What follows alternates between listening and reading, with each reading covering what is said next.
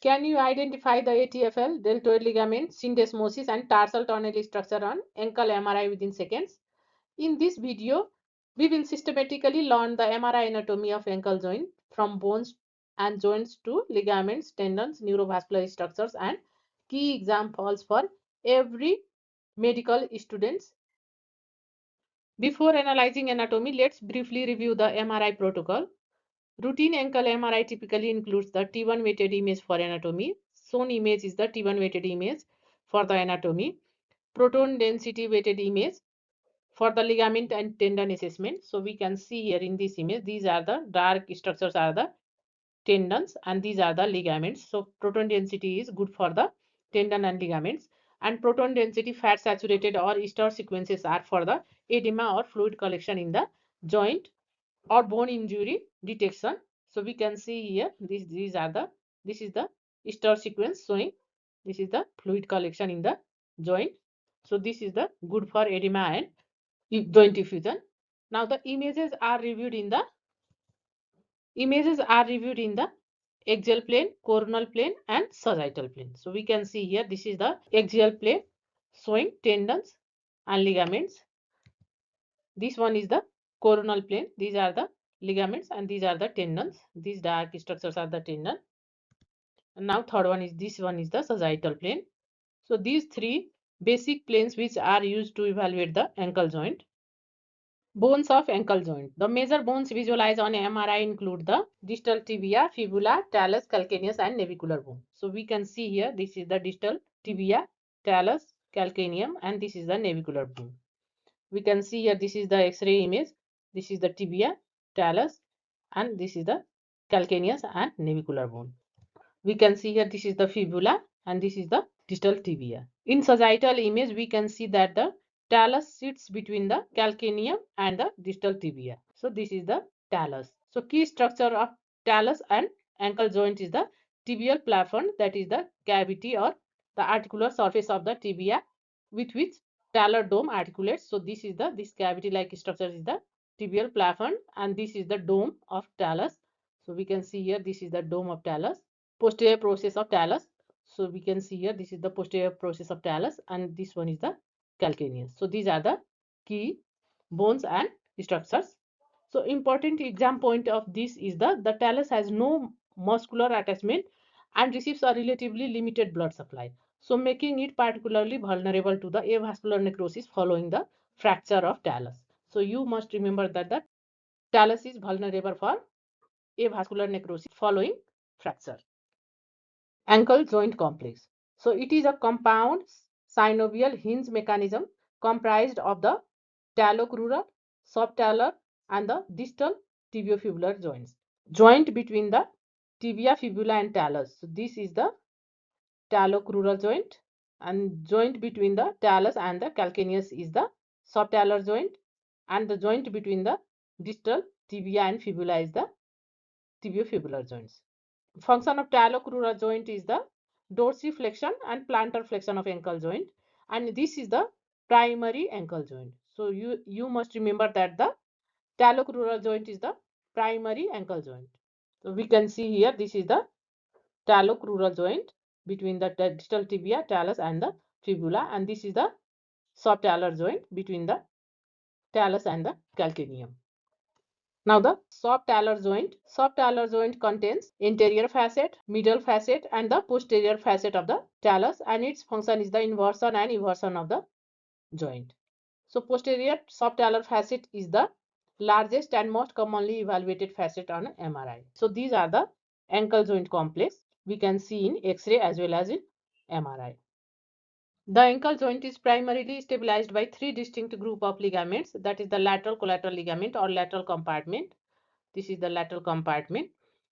Medial compartment, that is the medial collateral ligament, and the third one is the syndesmotic ligaments, that is the ligament between the distal tibia and fibula, and together they prevent excessive movement and maintain the structural integrity of the ankle joint.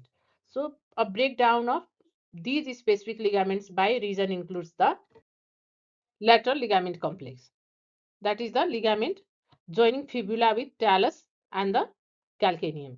So anterior talofibular ligament, posterior talofibular ligament, and the calcaneofibular ligament. Let's begin with the anterior talofibular ligament.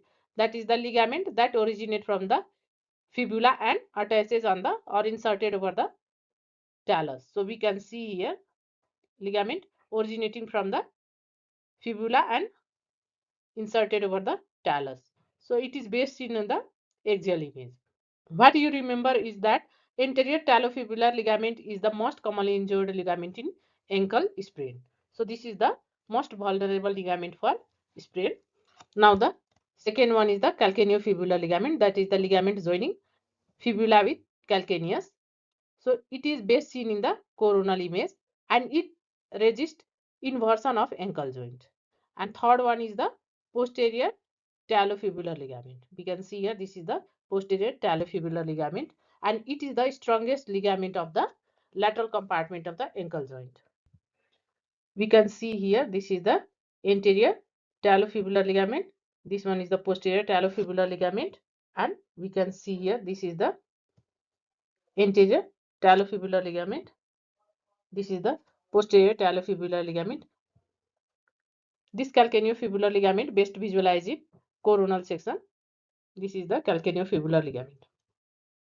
Deltoid ligament complex.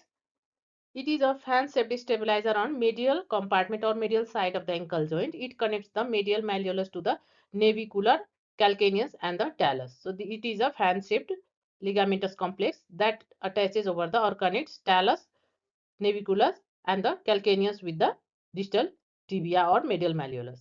So it has two components, superficial and deep component. Superficial component includes the tibionavicular ligament, that is the tibia with the navicular bone. Second one is the tibio spring ligament, that is the ligament attaches over the spring ligament.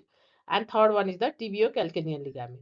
So ligament attaches with the medial malleolus to the calcaneus. So these are the superficial component of deltoid ligament, whereas the deep component include the anterior tibiotalar ligament or posterior tibiotalar ligament. So tibiotalar ligament, that is anterior and posterior, are the deep component of the deltoid ligament. We can see here in coronal image, this is the deep component of the deltoid ligament, whereas this is the superficial. It is a tibiocalcaneal ligament. We can see here this is the tibiocalcaneal ligament and this one is the tibiotalar ligament. So we can see here this is a fan-shaped structure.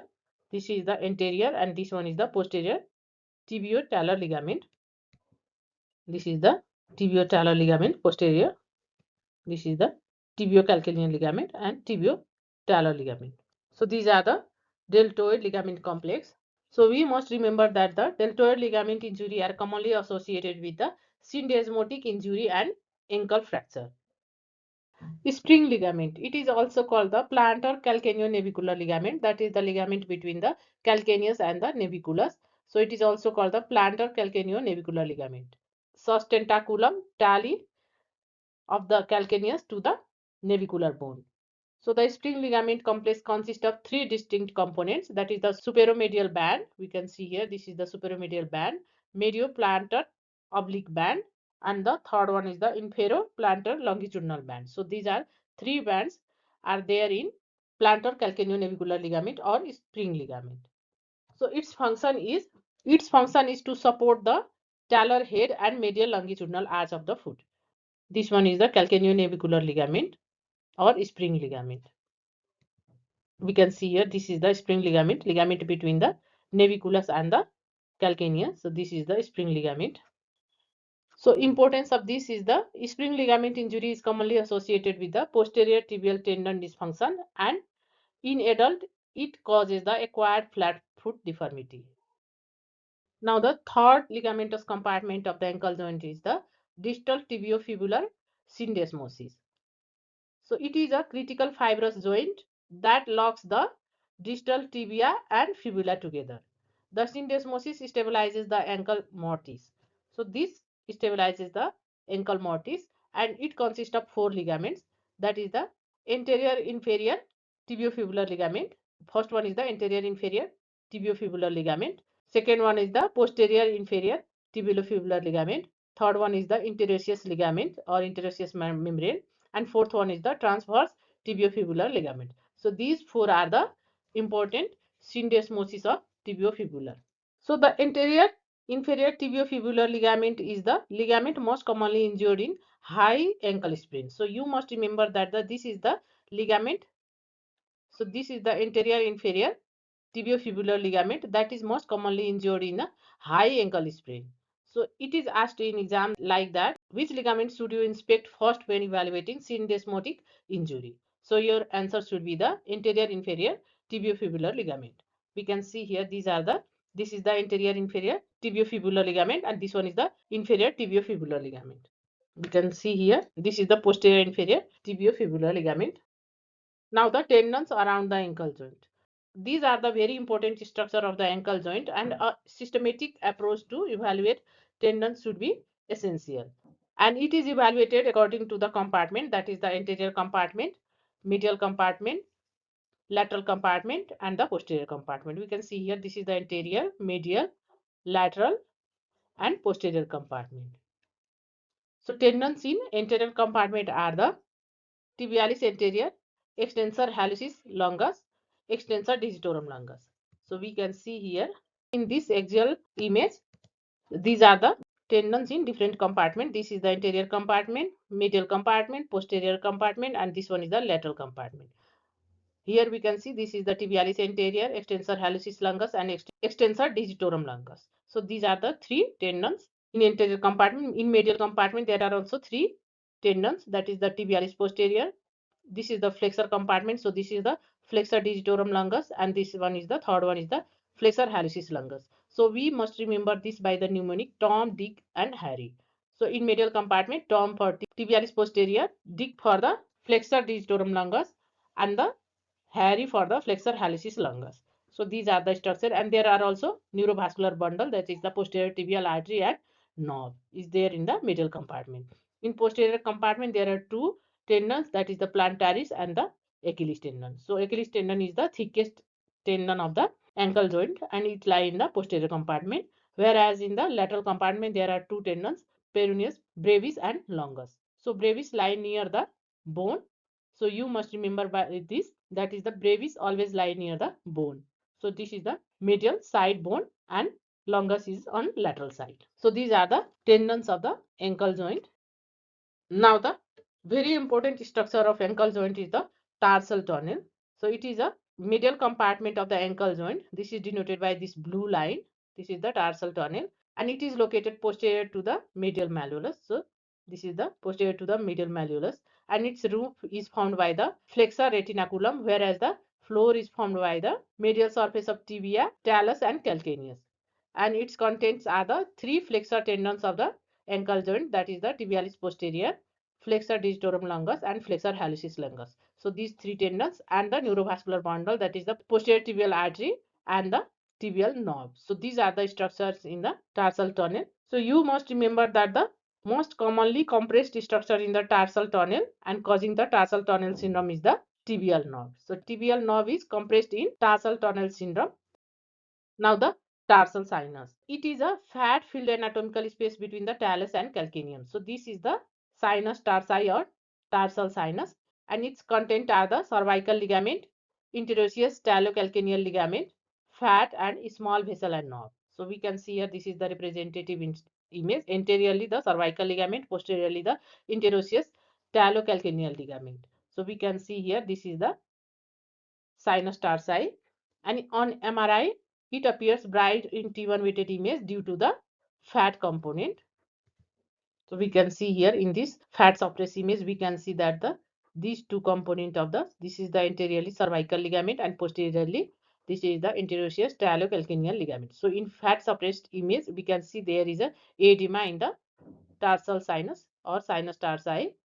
MRI is very sensitive for the edema or spread. So this shows that the thickening and increased signal intensity of the interosseous talocalcaneal ligament. And we must remember that the loss of normal sinus tarsi fat signal suggests the sinus tarsi syndrome or inflammatory changes. So we can see here there is a loss of fat signal in the tarsal sinus because this is the fat suppressed image. We can see here subcutaneous fat is suppressed and this is the high signal intensity. So this is due to the inflammatory change or sinus tarsi syndrome. Now the rapid revision. So most commonly injured ankle ligament is the anterior talofibular ligament. Strongest lateral ligament is the posterior talofibular ligament. Most commonly injured syndesmotic ligament is the anterior inferior tibiofibular ligament. Most common tendon causing acquired flat foot is the posterior tibial tendon, and most common site of Achilles tendon rupture is the watershed zone. So this is the mid part of the Achilles tendon, that is the 2 to 6 centimeter above the tendon insertion site of the Achilles tendon. And the nerve involved in tarsal tunnel syndrome is the tibial nerve, and fat-filled ankle space is called the sinus tarsi or tarsal sinus. And strongest medial stabilizer is the deltoid ligament. So understanding normal ankle MRI anatomy is the foundation for the diagnosing ankle sprain, syndesmotic injuries, tendon tear, osteochondral lesions, impingement syndrome, and sports-related ankle pathology. If you can confidently identify every ligament, tendon, and compartment discussed today here, so you are already halfway to mastering ankle MRI interpretation. Thank you for watching. If you found this video helpful, please like, share and subscribe to the channel for more radiology and MRI anatomy tutorials. See you in the next video.